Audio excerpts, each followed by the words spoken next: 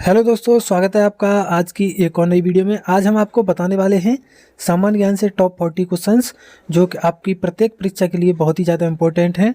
तो वीडियो को लास्ट तक ध्यान से देखिएगा। अगर आप चैनल पर नए हैं तो चैनल को सब्सक्राइब करना ना भूलें। तो चलिए बिना देरी किए वीडियो शुरू करते हैं। तो आज का हमारा पहला सवाल है, भारत का राष्ट्रीय गीत वंदे मातरम कहाँ से लिया गया है? तो भारत का राष्ट्रीय गीत वंदे मातरम जो लिया गया है वो आनंद मठ से लिया गया है, जो कि बंकिम चंद्र चटर्जी के द्वारा लिखा गया है। ये एक उपन्यास है। अगला सवाल है कि पृथ्वी को 1 डिग्री देशांतर घूमने में कितना समय लगता है? तो पृथ्वी को 1 डिग्री देशांतर घूमने में करीब 4 मिनट लगते हैं। आपका ऑप्शन ए सही जवाब रहेगा।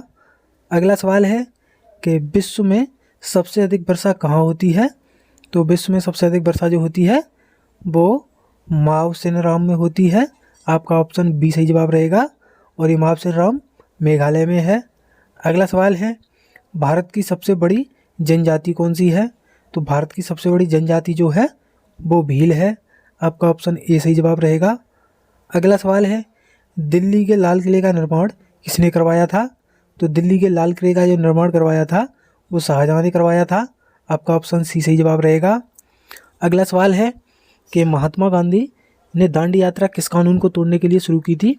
तो महात्मा गांधी ने दांडी यात्रा जो शुरू की थी वो नमक कानून को तोड़ने के लिए शुरू की थी। आपका ऑप्शन ए सही जवाब रहेगा। अगला सवाल है, पायरिया रोग शरीर के किस अंग को प्रभावित करता है? तो पायरिया रोग जो होता है वो शरीर में दांत और मसूड़ों को प्रभावित करता है। आपका ऑप्शन बी सही जवाब रहेगा। अगला सवाल है, कोशिका भित्ति किसमें पाई जाती हैं? तो कोशिका भित्ति जो पाई जाती है वो केवल पादप कोशिका में पाई जाती है। आपका ऑप्शन बी सही जवाब रहेगा। अगला सवाल है, भारत में सबसे पहले सूर्योदय किस राज्य में होता है? तो भारत में सबसे पहले सूर्योदय जो होता है वो अरुणाचल प्रदेश में होता है। आपका ऑप्शन सी सही जवाब रहेगा। अगला सवाल है, किस देश को कंगारुओं का देश कहा जाता है? तो कंगारुओं का देश जो कहा जाता है वो ऑस्ट्रेलिया को कहा जाता है। आपका ऑप्शन बी सही जवाब रहेगा। अगला सवाल है, आर्यों का मूल स्थान कहाँ था? तो आर्यों का जो मूल स्थान था वो मध्य एशिया था। आपका ऑप्शन बी सही जवाब रहेगा। अगला सवाल है, मेगस्थनीज किसके दरबार में आया था? तो मेगस्थनीज जो आया था वो चंद्रगुप्त मौर्य के दरबार में आया था। आपका ऑप्शन बी सही जवाब रहेगा। अगला सवाल है, रॉलेट एक्ट किस वर्ष पारित हुआ था? तो रॉलेट एक्ट जो हुआ था वो 1919 में पारित हुआ था। आपका ऑप्शन सी सही जवाब रहेगा। अगला सवाल है, महात्मा गांधी को अर्धनग्न फकीर किसने कहा था? तो महात्मा गांधी को अर्धनग्न फकीर जो कहा था वो विंस्टन चर्चिल ने कहा था। आपका ऑप्शन बी सही जवाब रहेगा। अगला सवाल है, भारत का पहला उपग्रह कौन सा था? तो भारत का पहला उपग्रह जो था वो आर्यभट्ट था। आपका ऑप्शन सी सही जवाब रहेगा। अगला सवाल है, द्रवित पेट्रोलियम गैस में मुख्य रूप से क्या होता है? यानी एलपीजी में मुख्य रूप से क्या होता है? तो उसमें प्रोपेन और ब्यूटेन होते हैं। आपका ऑप्शन बी सही जवाब रहेगा। अगला सवाल है, वायुमंडल की सबसे ठंडी परत कौन सी है? तो वायुमंडल की सबसे ठंडी परत जो है वो मध्यमंडल है। आपका ऑप्शन सी सही जवाब रहेगा। अगला सवाल है, रेगुर मिट्टी का दूसरा नाम क्या है? तो रेगुर मिट्टी का दूसरा नाम जो है उसे काली मिट्टी कहते हैं। आपका ऑप्शन बी सही जवाब रहेगा। अगला सवाल है, काजीरंगा राष्ट्रीय उद्यान किस राज्य में स्थित है? तो काजीरंगा राष्ट्रीय उद्यान जो है वो असम राज्य में स्थित है। आपका ऑप्शन डी सही जवाब रहेगा। अगला सवाल है, भाखड़ा नांगल बांध किस नदी पर बना है? तो भाखड़ा नांगल बांध जो है वो सतलज नदी पर बना है। आपका ऑप्शन सी सही जवाब रहेगा। अगला सवाल है, गोबर गैस में मीथेन का प्रतिशत कितना होता है? तो गोबर गैस में मीथेन का प्रतिशत जो होता है वो 60% होता है। आपका ऑप्शन बी सही जवाब रहेगा। अगला सवाल है, कुनैन किस पौधे से मिलती है? तो कुनैन जो मिलती है वो सिनकोना पौधे से मिलती है। आपका ऑप्शन ए सही जवाब रहेगा। अगला सवाल है, किस रक्त समूह को सार्वभौमिक दाता कहा जाता है? तो सार्वभौमिक दाता जो कहा जाता है वो खून के ओ समूह को कहा जाता है। आपका ऑप्शन डी सही जवाब रहेगा। अगला सवाल है, भारत का सबसे पुराना बंदरगाह कौन सा है? तो भारत का सबसे पुराना बंदरगाह जो है वो कोलकाता में है। आपका ऑप्शन सी सही जवाब रहेगा। अगला सवाल है, भारतीय संविधान में मौलिक कर्तव्य किस देश से लिए गए हैं? तो भारतीय संविधान में मौलिक कर्तव्य जो लिए गए हैं वो रूस से लिए गए हैं। आपका ऑप्शन बी सही जवाब रहेगा। अगला सवाल है, संविधान दिवस कब मनाया जाता है?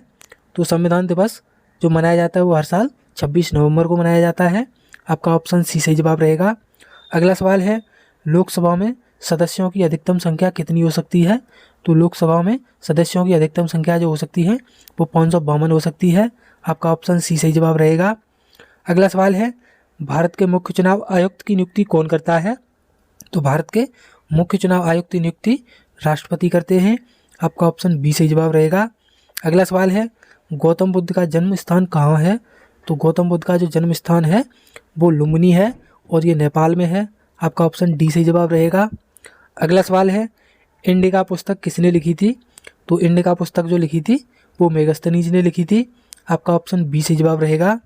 अगला सवाल है पानीपत का द्वितीय युद्ध कब हुआ था।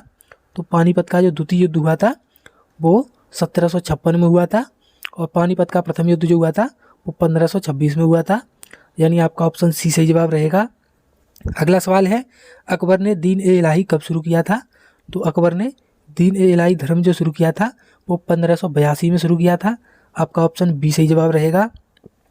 अगला सवाल है खजुराहो के मंदिर कहाँ स्थित हैं। तो खजुराहो के मंदिर जो हैं वो मध्य प्रदेश में स्थित हैं। आपका ऑप्शन बी सही जवाब रहेगा। अगला सवाल है अजंता की गुफाएं किस धर्म से संबंधित हैं। तो अजंता की गुफाएं जो हैं वो बौद्ध धर्म से संबंधित हैं और ये महाराष्ट्र में है। आपका ऑप्शन बी सही जवाब रहेगा। अगला सवाल है भारत का सबसे बड़ा रेगिस्तानी राज्य कौन सा है। तो भारत का सबसे बड़ा रेगिस्तानी राज्य जो है वो राजस्थान है। आपका ऑप्शन सी सही जवाब रहेगा।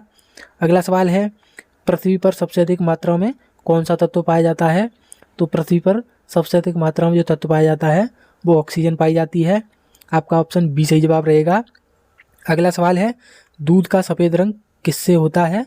यानी दूध का सफ़ेद रंग जो होता है वो किसके कारण होता है। तो वो केसिन के कारण होता है। आपका ऑप्शन बी सही जवाब रहेगा। अगला सवाल है विटामिन सी की कमी से कौन सा रोग होता है। तो विटामिन सी की कमी से स्कर्वी रोग होता है। आपका ऑप्शन बी सही जवाब रहेगा। अगला सवाल है टेलीविज़न का आविष्कार किसने किया था। तो जो टेलीविज़न का आविष्कार किया था वो जॉन लोगी बेयर ने किया। आपका ऑप्शन सी सही जवाब रहेगा। आज का हमारा अंतिम सवाल है कि प्रकाश की गति कितनी होती है। तो प्रकाश की गति जो होती है वो 3 × 10⁸ मीटर प्रति सेकंड होती है। आपका ऑप्शन बी सही जवाब रहेगा। तो उम्मीद करते हैं आपको ये वीडियो पसंद आई होगी। अगर वीडियो पसंद आई हो तो वीडियो को लाइक करके चैनल को सब्सक्राइब जरूर कर लें। मिलते हैं अगली वीडियो में, तब तक के लिए धन्यवाद।